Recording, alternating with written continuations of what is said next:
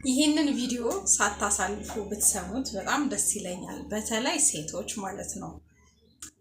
ከቅርብ ጊዜ ወዲህ በጣም ብዙ ኢትዮጵያውያን ሴቶች ፖድካስቶች ላይ የቀረቡ የተለያዩ የገጠማቸውን የላይፍ ቻሌንጅ የሚሆን የተለያየ ገጠመኛቸውን በህይወት ውስጥ ያሳለፉትን ውጣ ውረድ ኤቭሪቲንግ ያወራሉ ፖድካስቶች ላይ እና ብዙዎቹ አስተማሪም ናቸው። ለሌላው ማህበረሰብ ለሚመለከተው ሰው በእነሱ ልክ ያን ያህል ጉዳቱን አንደርስታንድ ማድረግ ስለማይችል ያው ሁሉም ሰው የየራሱን ፔን በራሱ ቦታ ሆኖ ከሱ ውጭ ያለ ሰው ሊረዳለት ስለማይችል በሱ ልክ ማለት ነው እና ለአብዛኛው ሰው አስተማሪ ነው ቀለል ባለ መልኩ። እነሱ ግን ቀርበው ካወሩ ኤክስፒሪየንሳቸውን ሼር ካደረጉ በኋላ አብዛኞቹ ደስተኛም ጤነኛም የሚሆኑ አይመስለኝም። ይህንን ነገር ስናገር በመጀመሪያ በጣም ይቅርታ። ምናልባት እስካሁን ከነበሩት ትሬንዶች ወደፊት ሀሳባቸውን ኦር ደግሞ የህይወት ገጠመኛቸውን ችግራቸውን ፖድካስቶች ላይ ወይም የተለያዩ የማህበራዊ ሚዲያ አውታሮች ላይ ሼር እናደርጋለን፣ ሰዎችን እናስተምርበታለን ብለው የሚያስቡ ሰዎች በቀጣይ ሲመጡ ቢያንስ ተምረውበት አስተካክለው ቢመጡ ብዬ ስለማስብ ነው ይህንን ቪዲዮ ዛሬ የምሰራው እና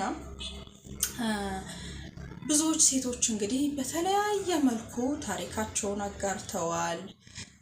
ያሳለፉትን ውጣ ውረድ በቃ በትንሹም ቢሆን ካሳለፉት ነገር የተወሰነውን ሼር ለማድረግ ሞክረዋል አይደለም። ከዛ በኋላ ግን ምንድነው የህዝቡ ፊድባክ እንዴት ነው?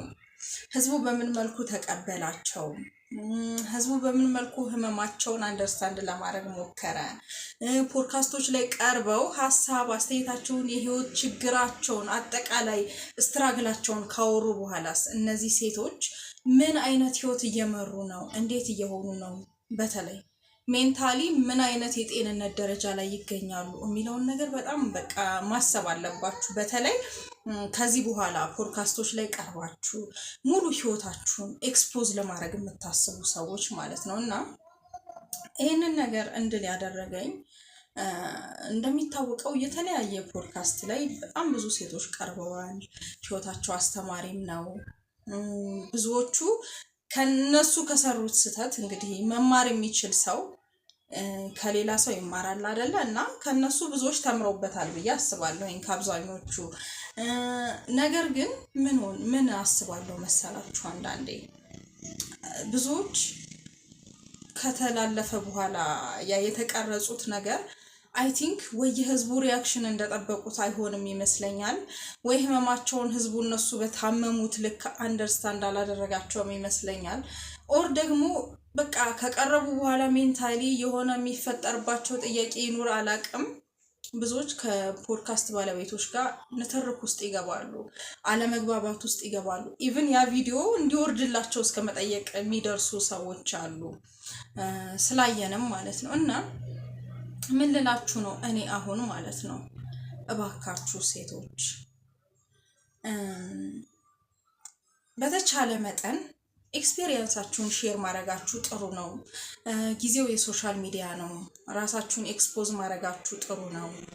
ያው የማህበረሰቡን የሆነ እንትን ምንድነው የሚባለው የሆነ አለ አይደለ አንቆ የሚይዘውን ማነቆውን ሰብራችሁ ወደፊት ወደ አደባባይ መውጣታችሁ በራሱ በጣም የሚበረታታና ትልቅ ነገር ሆኖ እያለ ግን እኔ ለአንዳንድ እህቶቼ ምን አስባለሁ መሰላችሁ?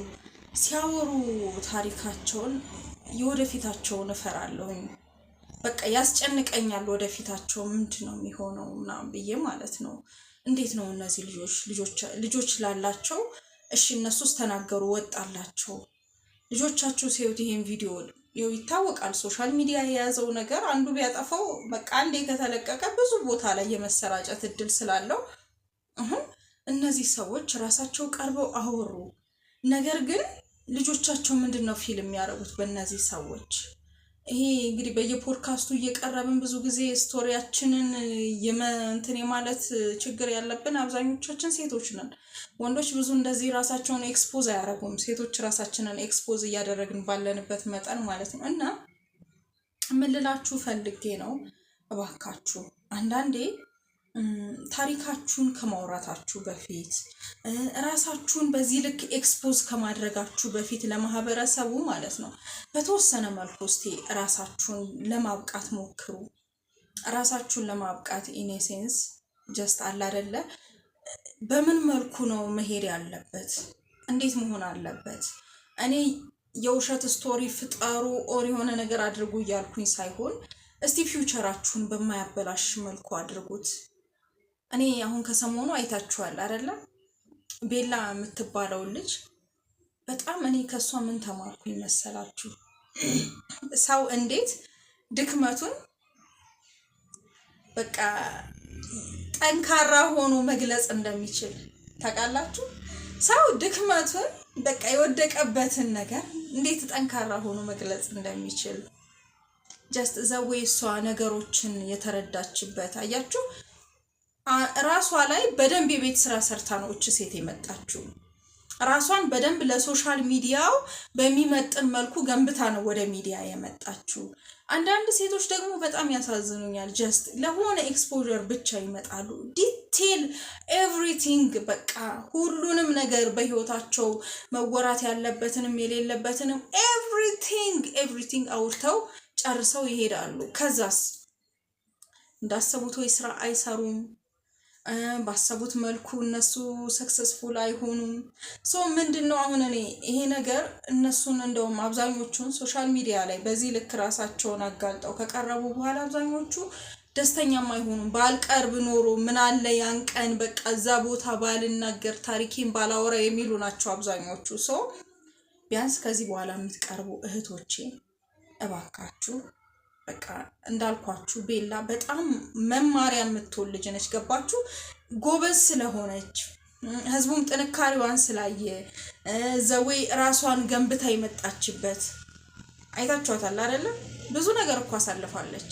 ያ የተናገረችው ነገር እኮ ጀስት ዘዌ እሷ በዛ መልኩ ገለጸችው እንጂ በዛ መልኩ ብቻ የሚገለጽ አልነበረም ያሳለፈችው ነገር።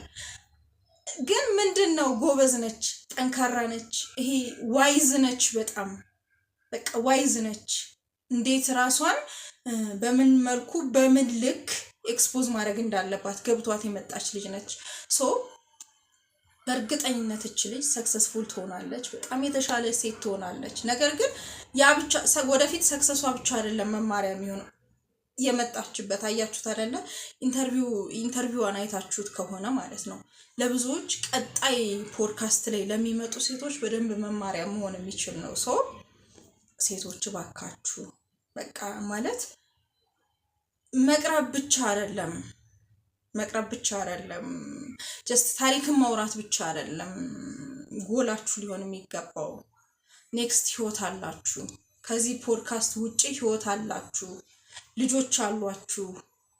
በቀጣይ ደግሞ እንደ ፈጣሪ ፈቃድ ደግሞ የራሳችሁ ሌላ ቀጣይ ህይወት ይኖራችኋል። ሶ በተቻለ መጠን ኔክስት ትራካችሁን በማይጎዳ መልኩ ብታወሩ ራሳችሁ ላይ በደንብ ብትሰሩ የተሻለ ነው ብዬ አስባለሁኝ። እስቲ የእናንተን ሀሳብ ደግሞ ብዙዎቻችሁ እንግዲህ ፖድካስት ላይ ምናምን ሲቀርቡ ብዙ እህቶቻችንን አይተናልና እናንተ እስቲ ምን ይሰማችኋል? እኔ የተሰማኝ ይሄ ነው። ማንንም ጄጅ ለማድረግ አይደለም። እኔ ይሄንን ቪዲዮ የሰራሁት ከሊት ከከሌ ብዬ ሰዎችን አነጻጽሬ በችግራቸው የሆነ እንትን ለማለት ሳይሆን ጄጅ ለማድረግ ሳይሆን፣ ግን ቢያንስ ያለፈው አልፏል። ኔክስት የምትመጡ ሴቶች ራሳችሁን ኤክስፖዝ ካደረጋችሁ አይቀር ቢያንስ ሰክሰስፉል እንድትሆኑ ሰዎች ልብ ውስጥም ሰዎች ስራ ውስጥም በደንብ መግባት እንድትችሉ እንድታስቡበት ነው ይሄንን ሀሳብ ያነሳሁትና እስቲ እናንተም የየራሳችሁን ሀሳብ ስጡበት።